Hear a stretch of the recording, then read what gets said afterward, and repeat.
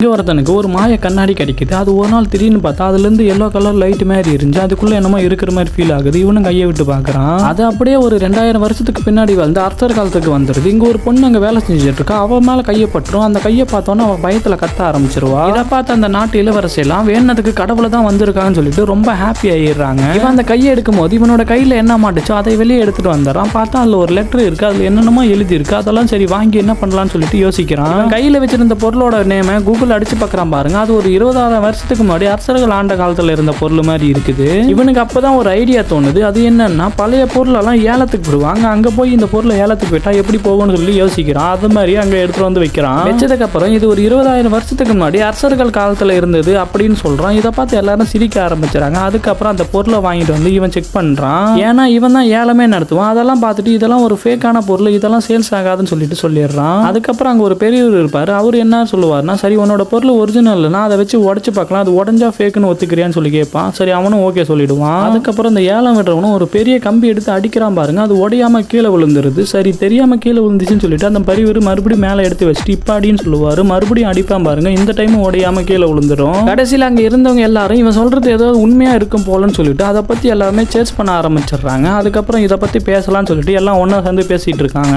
இங்கெல்லாம் பேசுறத கேட்ட இவனுக்கு ஒரு ஐடியா தோணுது. அது என்னன்னா மறுபடியும் அதே கண்ணாடிக்குள்ள இருந்து சில பொருளெல்லாம் எடுத்து வந்து பார்ப்போம்னு சொல்லிட்டு எடுத்துட்டு வந்து வைக்கிறான் பாருங்க. ஆனா அந்த டைம் அவங்க அடிச்சது எல்லாமே உடஞ்சு போயிருது. அதுக்கப்புறம் இந்த ஏழை வர்றவன் என்ன சொல்றானா, இப்ப தெரியுது அவன் எடுத்துட்டு வந்த எல்லா பொருளுமே ஃபேக்குன்னு. ஆனா அந்த பெரியவர் அவன் எடுத்துட்டு வந்த எல்லா பொருளும் ஃபேக்கா இருக்கலாம். ஆனா அந்த ஒரு பொருள் மட்டும் ரொம்ப விலை மதிக்க முடியாதுன்னு சொல்லிட்டு அதுக்கு பெரிய அமௌண்ட் தராங்க. அதுக்கு ஃபர்ஸ்ட்ல ஒரு அமௌண்ட் ஃபிக்ஸ் பண்ணி அது ஏலத்துக்கு விடுறாங்க பாருங்க. அது கடைசியில் $7 மில்லியன் போயிடுது. அதை கேட்டு அந்த ஏலம் விடுறவனே ஷாக் ஆயிடுறான். அந்த காசை பார்த்தவனுக்கு அவனுக்கு பேராசை வந்துருது. அதனால என்ன பண்றான்னா, அந்த மாய கண்ணாடியில மறுபடியும் கையை விட்டு ஏதாவது பொருள் இருக்கான்னு சொல்லி பார்ப்பான். ஆனா அங்க எதுவுமே இருக்காது. ஆனா அந்த 2000 வருஷத்துக்கு முன்னாடி வாழ்ற ராணி மாய கண்ணாடி வழியா கடவுள் தான் வந்திருக்கான்னு சொல்லிட்டு கையை பிடிப்பாரு பாருங்க. உடனே அவன் இழுத்துருவான். அப்படியே டைம் டிராவல் பண்ணி இவங்க உலகத்துக்கு வந்துருவாங்க.